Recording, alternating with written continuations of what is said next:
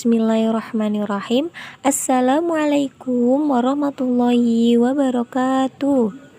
Selamat pagi semuanya. Bagaimana kabarnya untuk hari ini? Alhamdulillah, luar biasa. Allahu Akbar. Baiklah, untuk pelajaran kita hari ini, kita akan mempelajari dua materi.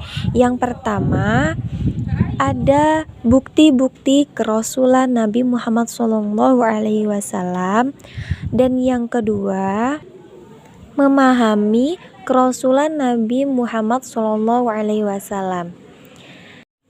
Langsung saja kita ke videonya. Yang pertama, ada mukjizat Nabi Muhammad SAW. Pengertian mukjizat, setiap nabi dan rasul memiliki keistimewaan yang tidak dimiliki oleh orang lain.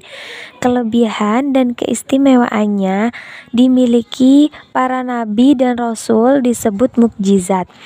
Setiap nabi diberikan mukjizat oleh Allah Subhanahu wa taala.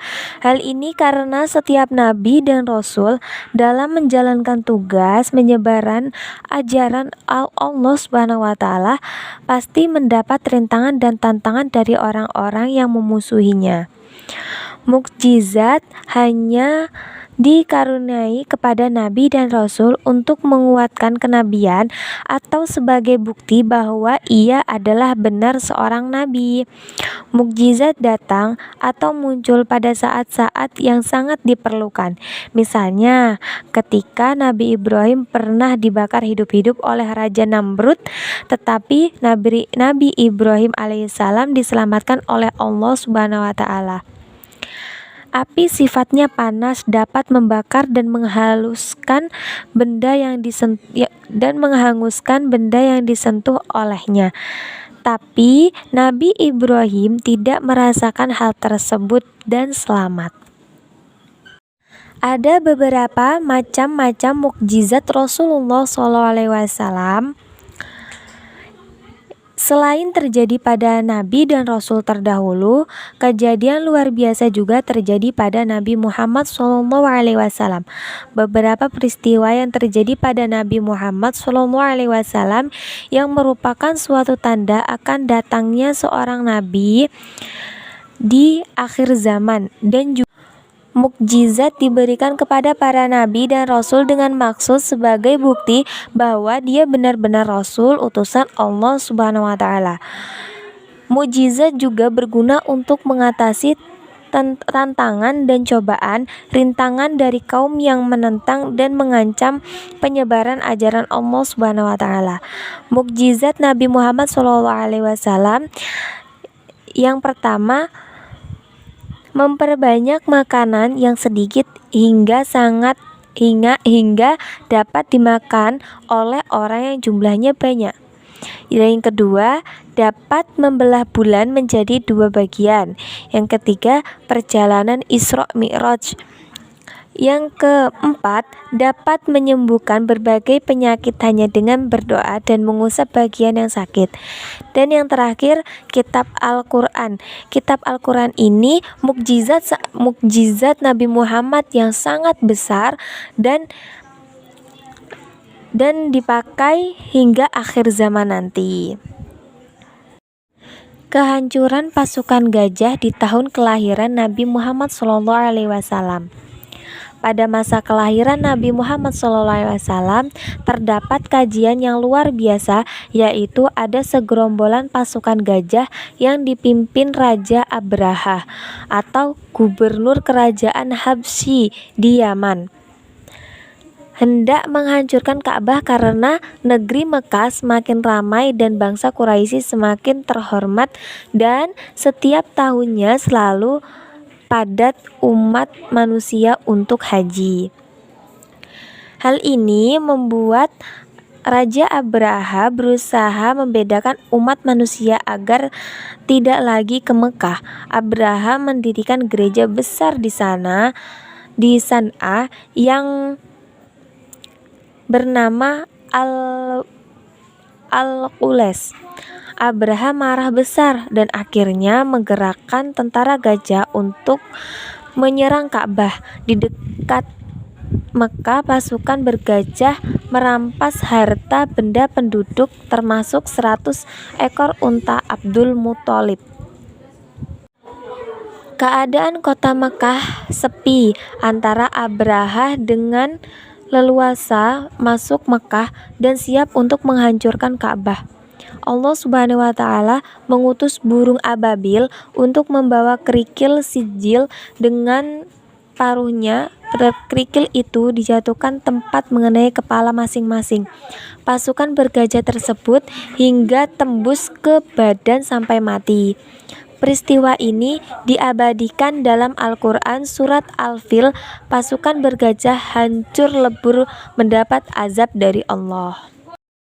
Kegagalan pasukan gajah menghancurkan Ka'bah merupakan kabar gembira bagi kaum Quraisy. Kehancuran dan kekalahan tentara gajah yang dipimpin Raja Abraha merupakan hadiah dari Allah Subhanahu wa Ta'ala sebagai penghormatan atas kelahiran Nabi Muhammad SAW, karena peristiwa ini terjadi beberapa saat sebelum lahirnya Nabi Muhammad SAW.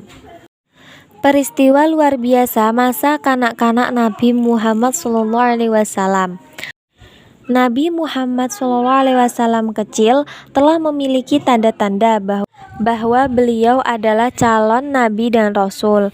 Pada masa kanak-kanak Nabi Muhammad SAW telah menunjukkan tanda-tanda kenabiannya. Ia sangat berbeda dengan anak-anak lainnya ketika berusia 5 bulan. Nabi Muhammad sudah bisa berjalan, dan pada usia 9 bulan Nabi Muhammad sudah bisa berbicara. Ketika berusia 2 tahun, Nabi Muhammad sudah dilepas untuk mengembala kambing bersama anak-anak Halimah. Materi yang kedua yaitu memahami peristiwa kerasulan Nabi Muhammad SAW. Nabi Muhammad SAW berasal dari keluarga yang disegani dan dihormati di kota Mekah, yaitu dari suku Quraisy, keturunan Bani Hashim. Pada masa pengasuhan pamannya Abu Thalib, beliau mendapat amanah membantu menyediakan air bagi orang yang datang ke Ka'bah untuk pemujaan berhala. Walaupun demikian, ia tidak pernah mengikuti upacara pemujaan itu. Ia merasa risau gelisah terhadap kaumnya yang menyembah berhala. Oleh karena itu, menjelang usia 40 tahun, ia sering bertafakur, uzlah, mengasingkan diri, merenung dengan sungguh-sungguh. Rasulullah SAW terus berusaha untuk tafakur, memikirkan jalan keluar agar kaumnya tidak lagi berperilaku jahiliyah, sesat, menyembah berhala. Tempat yang digunakan Nabi Muhammad untuk berdakwah adalah Gua Hira, terletak di Gunung Jabal Nur sekitar 6 km sebelah utara Masjidil Haram kota Makkah. Ujian dan tafakur yang dilakukan Nabi Muhammad adalah memikirkan dan merenungkan keadaan penduduk Mekah yang sesat dan penuh maksiat. Cara beribadah seperti itu juga disebut dengan tahanus, yaitu beribadah selama beberapa malam dan menjauhkan diri dari dosa. Beliau mengadukan kepada Allah Subhanahu wa Ta'ala tentang perbuatan masyarakat Arab yang jauh dari adat manusia yang bermartabat.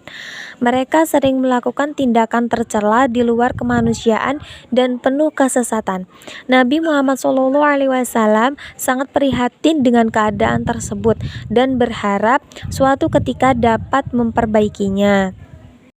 Melalui tafakur, Nabi Muhammad membersihkan hati pikiran yang penuh dengan keprihatinan terhadap perilaku masyarakat Mekah dan niat suci bermunajat kepada Allah agar mereka dapat hidayah, menjadikan hatinya bersih, serta dapat mencapai urusan duniawi. Sepanjang bulan Ramadan, Muhammad menghabiskan waktunya untuk beribadah. Baik, cukup sekian materi kita untuk hari ini. Kurang lebihnya saya mohon maaf. Wassalamualaikum warahmatullahi wabarakatuh.